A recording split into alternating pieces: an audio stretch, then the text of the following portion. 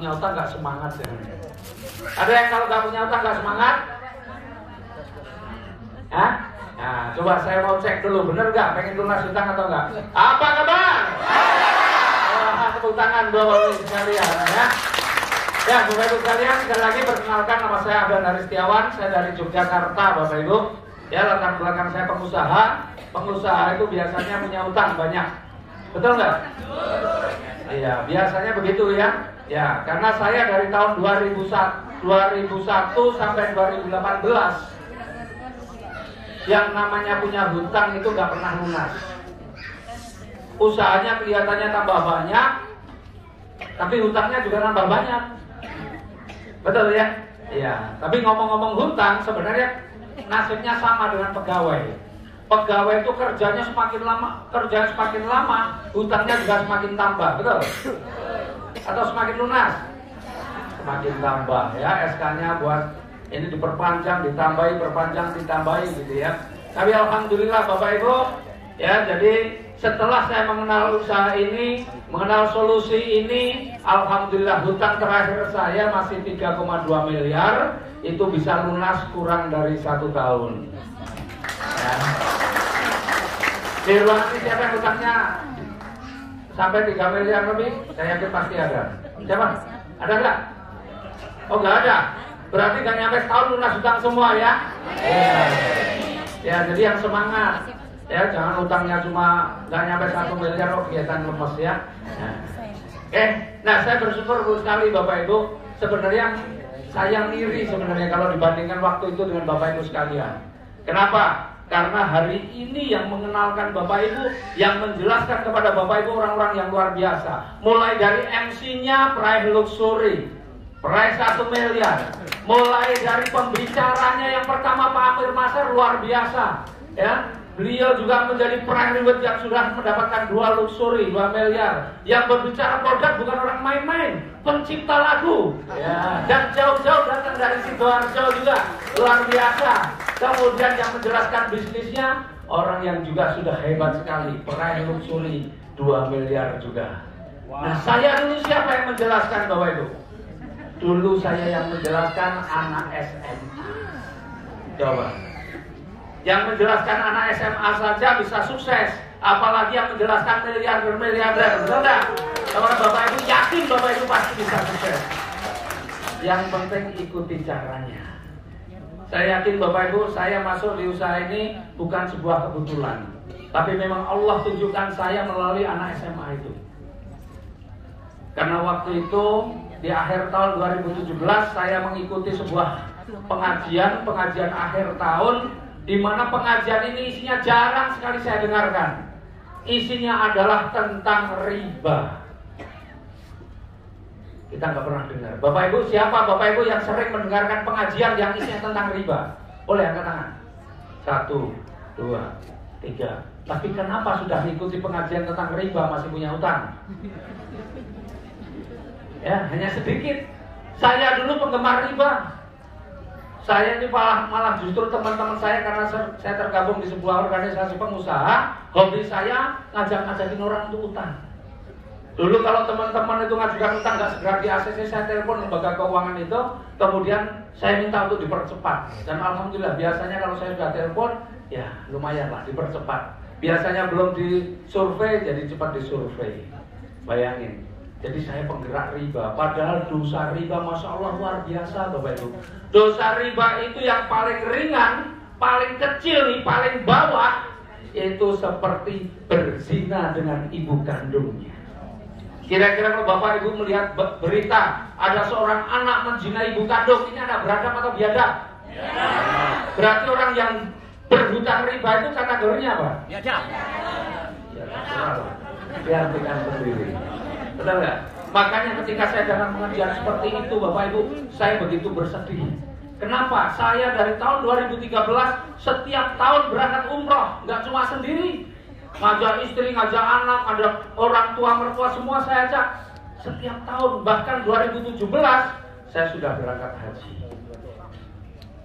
Tapi di akhir 2017 saya mendengarkan pengajian itu. Apapun kebaikan kita yang kita lakukan, kalau sumbernya itu bermasalah, maka semua kebaikan itu tidak akan diterima.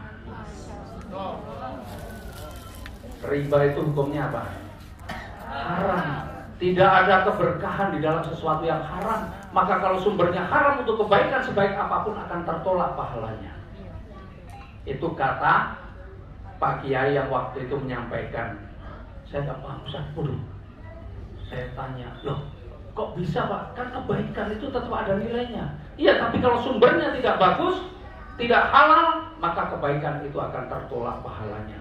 Seperti Anda sholat itu bagus, tapi kalau Anda berwudu dengan air comberan, kira-kira sholatnya diterima atau tidak? Tidak. Disitulah saya sedih, Bapak. Maka saya benar-benar akhirnya saya bertobat, saya tidak pengen tinggalkan riba, dan saya mohon sama Allah untuk ditunjukkan jalannya bagaimana saya bisa terbebas dari riba. 31 Desember 2017.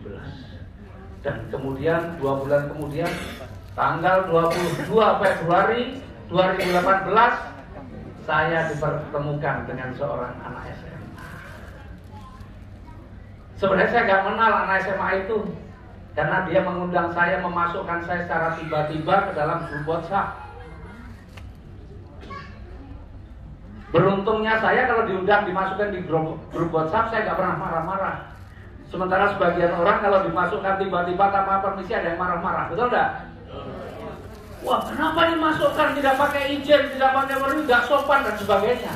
Padahal kalau mau keluar kan nggak pakai marah-marah, tinggal satu pencetan sudah keluar, betul kan? Tapi ngapain kita marah-marah, energi negatif yang kita keluarkan? Mending kalau saya nggak suka ya udah tinggal keluar. Tapi luar biasanya ketika saya dimasukkan di grup WhatsApp itu, dari judulnya saya sudah tertarik. Apa? Solusi lunas hutang riba. Pas saya lagi pusing-pusing mikir bagaimana lunas hutang riba. Ya karena saya waktu itu masih punya usaha restoran. Kalau saya tutup bagaimana? Saya masih berpikir bagaimana sumber pendapatan saya. Tapi Allah Maha Baik. Itu saya dimasukkan di grup WhatsApp, judulnya saja sudah membuat saya tertarik. Di situ banyak sekali tulisannya. Saya bukan kategori orang yang senang membaca. Saya itu orang yang senang mendengar atau melihat. Ya, jadi kalau mendengarkan, melihat, insya Allah lebih gampang masuk daripada saya membaca. Nah, di situ ada 2 video, Bapak Ibu. Ada 2 video. Video yang pertama adalah video seorang mahasiswa yang 1,5 bulan dapat mobil senilai 150 juta. 1,5 bulan. Video yang kedua adalah video seorang ibu-ibu yang dalam waktu 2 bulan dapat 3 mobil senilai total 800 juta.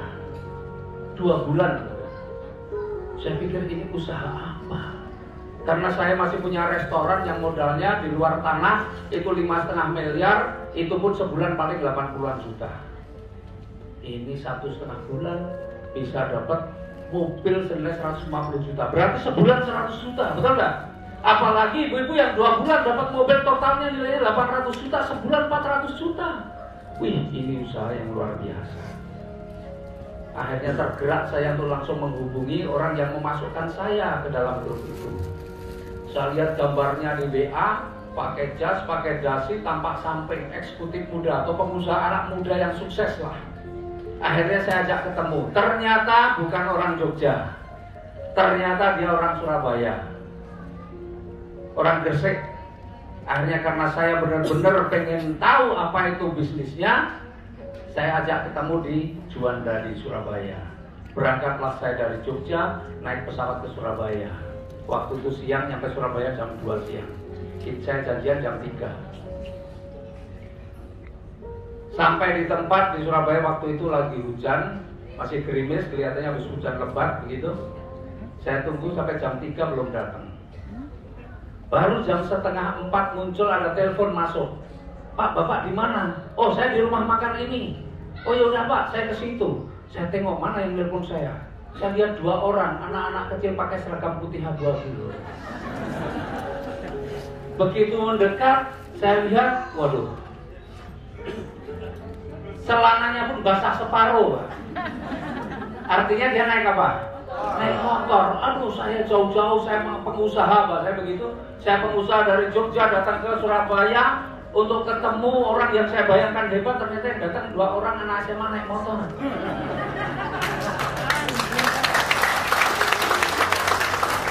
Sebenarnya lemes Bapak Ibu saya. Waduh, kecewa saya. Begitu lihat begitu, saya tanya, mungkin karena kekecewaan saya, cara saya menanyakan pun mungkin agak ketus. Anak SMA ketemu orang tua agak ketus, dia bertanya, mungkin dia grogi, ilmunya hilang semua. Dia nggak bisa jelasin apa-apa, saya nggak paham, dijelasin malah tambah bingung. Ini paham. Tapi untung disitulah Allah berikan petunjuknya sama saya lah. Jadi waktu itu tiba-tiba saya punya perasaan kasihan. Kenapa dia anak SMA lagi memulai usaha, sementara saya punya anak SMA yang waktu itu juga sama-sama SMA, tapi anak saya nggak mikir usaha. Ini luar biasa ini anak ini. Sementara saya dulu aktif di organisasi, sering diminta waktu itu marah yang namanya LPK, ya, Lembaga Pendidikan Kejuruan, banyak sekali. Saya sering diminta untuk isi di situ pelatihan tentang kewirausahaan. Ngajari orang jangan cuma mikir bagaimana sekolah, lulus, cari kerja, tapi bagaimana menciptakan lapangan kerja. Nah, ini di hadapan saya ada anak SMA yang baru mau mulai usaha. Maka sebagai tanggung jawab moral saya yang dulu sering memprovokasi orang untuk jadi pengusaha, sekarang di hadapan saya ada anak yang lagi mulai usaha, maka tanggung jawab saya untuk mensupport dia. Yang ketiga, karena juga saya pernah belajar dalam satu training, dalam pertemuan antara 2 orang, kalau bisa jangan sampai perpisahan itu meninggalkan kekecewaan bagi dua-duanya. Minimal kalau harus ada yang kecewa, Anda saja yang kecewa, tapi orang lain biarkan tetap senang. Maka saya pikir, kalau saya tidak ambil keputusan, anak SMA itu kecewa, saya sudah pasti kecewa. Betul kan? Ya. Akhirnya saya pikir, ya udah saya ambil keputusan saja biar dia senang meskipun saya waktu itu masih agak kecewa. Itu prinsipnya. Jadi akhirnya apa Bapak saya putuskan waktu itu ambil reguler. Langsung ambil reguler, hanya untuk supaya tidak kecewa aja reguler, betul nggak? Nah ini Bapak Ibu yang ngomong melusuri kalau ambil besek keterlaluan. Ya. Nah setelah itu Bapak Ibu, saya belum dapat produk, waktu itu dia nggak bawa produk. Akhirnya lah gimana saya produknya? Oh ya Pak, saya ambilkan. Akhirnya dia mau pergi, beruntung dia datangnya berdua, ternyata temannya itu belum nggak ikut. Jadi dia sendirian, itu temannya hanya ngantarkan. Ya udah Pak, saya ambilkan produknya. Pas mau pergi berdua saya sadar, nanti kalau nggak balik lagi bagaimana? Akhirnya saya panggil temannya, itu temenmu ditinggal sini. Nah, kemudian anak itu pergi sendiri, temannya tanya-tanya dia nggak ngerti apa-apa karena dia memang nggak ikut usaha ini. Akhirnya beberapa saat kemudian dia datang membawa bagian produk dan dia membawa buku flipchart. Nah, buku flipchart itulah yang kemudian saya baca karena malam harinya jam 6:30 malam saya sudah beli tiket pesawat untuk pulang. Akhirnya saya baca sambil nunggu pesawat, saya baca, kemudian di pesawat saya baca. Kayaknya saya baca sendiri lebih paham daripada di sekolah. Bahkan ketika sampai rumah saya masih baca lagi. Bagus banget, keren Pak. Ya kira-kira gambarannya seperti yang dijelaskan oleh Pak Dwi tadi. Keren, luar biasa. Cuma saya belum berani nyampaikan ke orang lain. Kenapa? Karena saya takut salah yang saya baca. Akhirnya saya lihat kantornya ada di Bandung. Saya sampai rumah jam 8 malam. Begitu saya lihat kantornya di Bandung, saya pikir-pikir apa saya nggak lebih baik langsung ke Bandung saja. Akhirnya malam hari itu saya ke stasiun di Jogja, stasiun Tugu. Saya berangkat ke Bandung naik kereta, dapatnya jam 00.25. Ini hari saya berangkat ke Bandung. Dan kemudian ketika saya berangkat ke Bandung, sampai di Bandung, singkat cerita, dulu kantornya suasananya seperti resepsionis bank ya. Kalau sekarang Bapak Ibu kalau ke kantor Bandung suasananya udah berbeda. Dulu kayak kalau Bapak Ibu masuk bank kan ada ruang tunggu, kursi-kursi begitu. Nah, saya masuk di situ pas penuh karena saya memang sebelumnya ngecek dulu nih kantornya bener nggak, PT BES ini kantornya punya sendiri atau ngontrak. Kalau ngontrak nggak saya lanjutkan, ya udahlah, saya nggak mau. Karena apa? Saya takut ketika saya serius, tiba-tiba bulan depan saya ke kantornya lagi udah nggak ada. Maka saya sebelumnya cek dulu di sekelilingnya ini kantor PT BES ini bener apa enggak, kantor sendiri apa bukan. Saya tanya di rumah makan yang depan kantor, di ngopi di belakang, saya nanya beberapa orang. Bahkan ada yang tahu itu rumahnya aja cuma di situ dekat kantor. Akhirnya saya mantap dan maka saya baru masuk ke kantornya. Dan saya masuk kurang lebih udah hampir jam 10 dan di situ udah penuh. Tiba-tiba ada satu orang yang baik hati ngasih tempat duduk kepada saya. Pak, kalau mau duduk silakan. Saya bukan orang cacat, saya bukan orang tua. Biasanya kalau dikasih tempat duduk kan hanya untuk itu, betul kan? Iya. Saya ini nggak orang cacat, saya bukan orang tua. Tapi kalau dikasih tempat duduk, berarti yang ngasih tempat duduk ini pasti orang lama yang dia nggak ada keperluan di situ. Dia cuma mungkin dia sekedar nongkrong di situ. Akhirnya saya deketi, Pak, saya sebenarnya cuma mau nanya ini. Kebetulan buku itu saya bawa. Bapak bisa jelaskan? Oh iya bisa. Saya diajak ke ada ruangan kosong di situ dan saya dijelaskan. Ketika dijelaskan, wah saya tambah mantap karena benar yang saya pelajari itu betul, hanya ada beberapa lah yang saya diberi penjelasan karena ada saya yang belum paham. Akhirnya biasa, Pak. Saya tanya kepada orang itu, Pak, Bapak sudah berapa lama? Oh, saya baru 11 bulan. Karena di bayangan saya ada video 1,5 bulan dapat mobil, 2 bulan dapat 2 mobil. Ini 11 bulan dapat berapa? Bapak 11 bulan dapat berapa? Saya baru dapat 3 Fortuner, dulu istilahnya Fortuner. Saya baru dapat 3 Fortuner dan 8 mobil. Pakai saya, 11 bulan 11 mobil. Gila ini orang nih. Bayangan saya langsung, ngeri, 11 bulan 11 mobil. Ini pasti orang hebat ini. Saya tanya, lah Bapak, kalau boleh tahu latar belakangnya apa, Pak? Saya mah tukang bakso. Yang bener, Pak, iya saya tukang bakso. Keren saya dong. Saya pengusaha kan gitu ya. Yang bener, Pak, iya saya tukang bakso. Akhirnya, Pak, supaya bisa cepat seperti Bapak, apa yang saya lakukan, Pak? Bapak itu bilang, kalau sekarang bahasa sekarangnya, kalau dulu namanya stokis, kalau sekarang priority. Waktu itu bilang, ambil stokis. Sudah stokis kan? Waduh, saya tadi ambil apa? Tapi karena yang nanya saya tukang bakso mantan, saya pengusaha, malu saya kalau bilang belum. Sudah stokis, sudah Pak.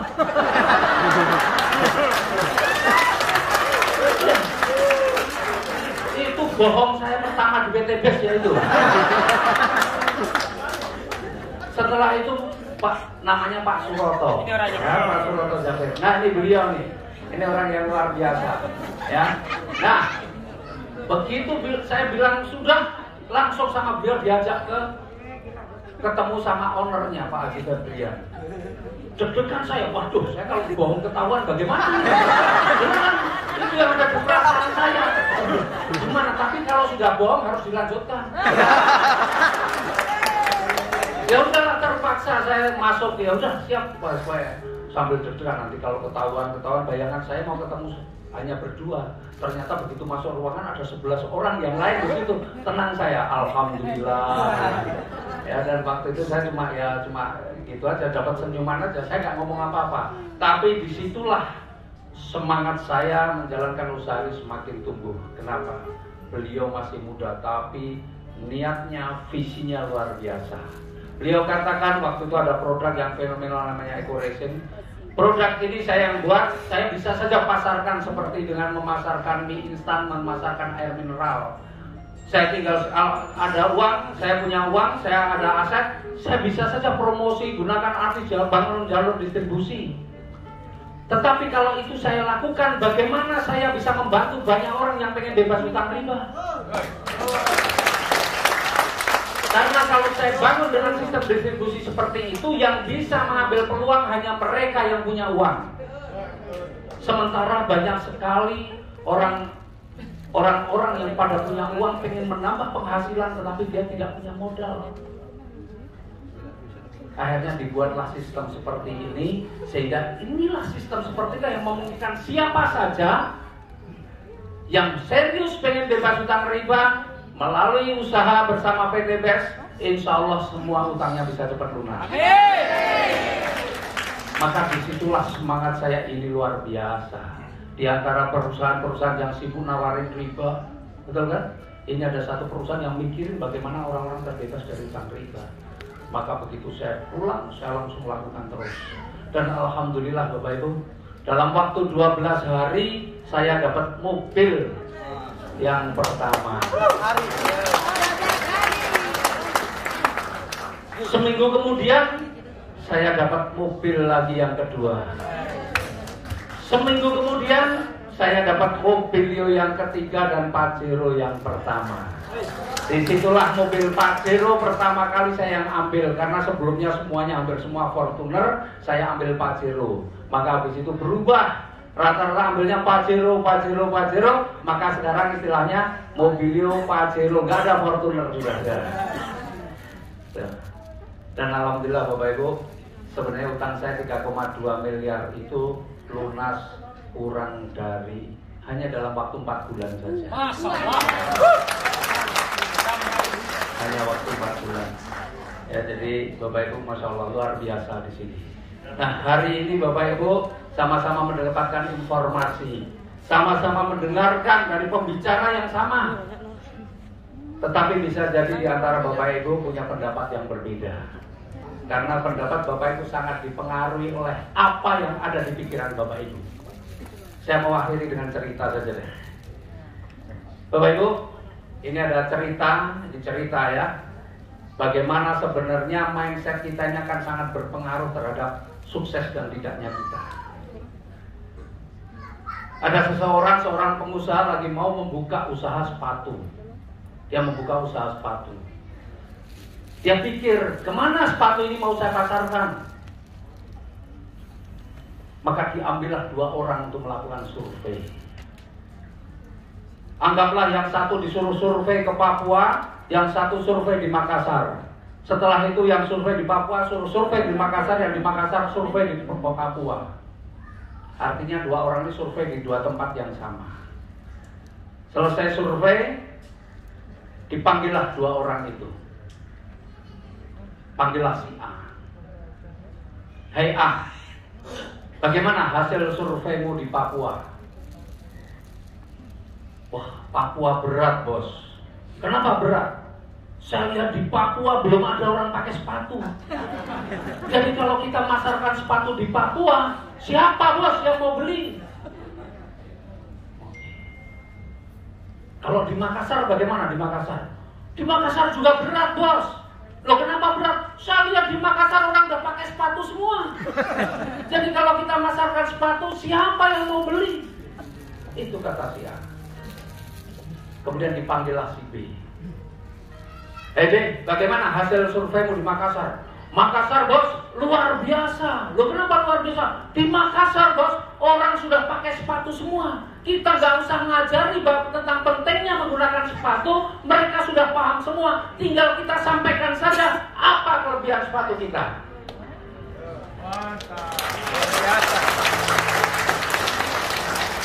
Kalau di Papua bagaimana? Di Papua juga luar biasa bos. Kenapa? Saya lihat sejauh mata memandang tidak. Saya lihat orang pakai sepatu bos. Kalau kita bisa edukasi mereka tentang pentingnya menggunakan sepatu, maka orang Papua akan berbondong-bondong beli sepatu kita. Jadi Bapak Ibu, hari ini Bapak Ibu mendapatkan informasi yang sama, tapi mungkin apa yang ada di kepala Bapak Ibu bisa berbeda-beda. Betul? Kenapa? Karena tergantung mindset Bapak Ibu. Orang yang pesimis selalu melihat masalah dalam setiap peluang. Tapi orang yang optimis selalu melihat peluang di dalam setiap tantangan yang ada. Saya tidak tahu yang di sini adalah apakah orang-orang yang optimis atau orang-orang yang pesimis. Tapi kalau saya lihat wajah-wajahnya, ini adalah orang-orang yang optimis semuanya. Bapak Ibu bersyukur ya. Ketika saya dituduh, apa Pak? Stokis Pak Surono tadi. Saya bilang iya. Karena begitu selesai dengan Pak Febrian, begitu keluar, saya langsung mikir, saya harus upgrade stokis. Maka habis itu saya langsung ke reception, Pak, bagaimana? Kalau Mbak, bagaimana kalau mau ke stokis? Bapak udah daftar, udah baru reguler, tambahi aja kekurangannya. Langsung saya tambahi, Pak. Jadi di situ saya kalau bohong pun nggak nyampe 2 jam. Tapi alhamdulillah dari hasil stokis inilah yang saya dapatkan, Pak.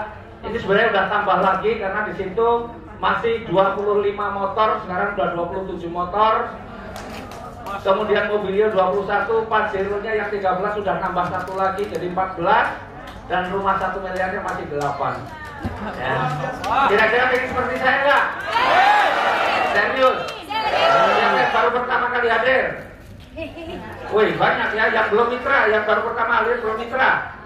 Siapa yang pengen stokis? Yang pengen kayak saya harus stokis. Kalau mau besek, kalau mau foto sama saya 10 kali nggak bisa lah. Karena besek maksimal cuma 1 motor, 1 mobil, 1 Pajero, 1 rumah. Sementara saya motornya udah 27. Siapa yang mau priority? Coba saya mau angkat tangan yang baru pertama kali hadir. Khusus karena ini banyak banget yang hadir, saya mau ajak Bapak Ibu yang hari ini baru hadir dan memutuskan untuk priority. Saya nggak nanya uangnya, tapi memutuskan untuk ambil priority. Saya udah maju ke depan, kita foto bersama. Khusus saja yang priority. Yuk.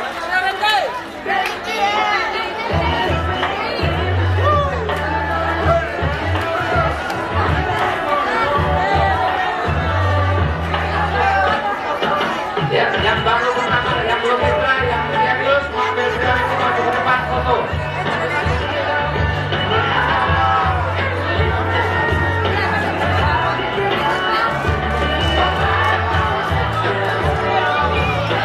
Yang belum mitra saya, yang belum mitra, yang hari ini memutuskan untuk priority, silakan masuk. Yang kalau nggak coba boleh berdiri di belakang supaya kita bisa foto bersama.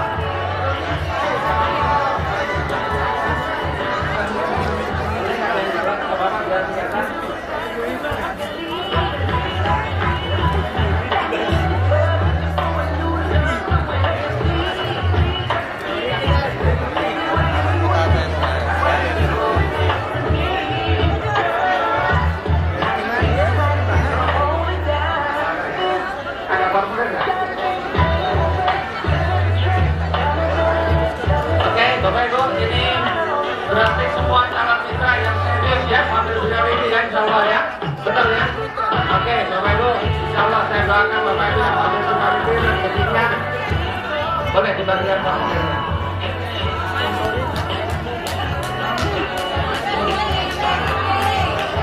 Ini semua yang ambil priority. Yang priority adalah priority ya. Jadi di Makassar sekarang closing priority. Yang punya formulir silakan dibawa ke atas dulu. Closing priority. Leader yang punya formulir. Oke, boleh. Boleh dikeluarkan dulu lah.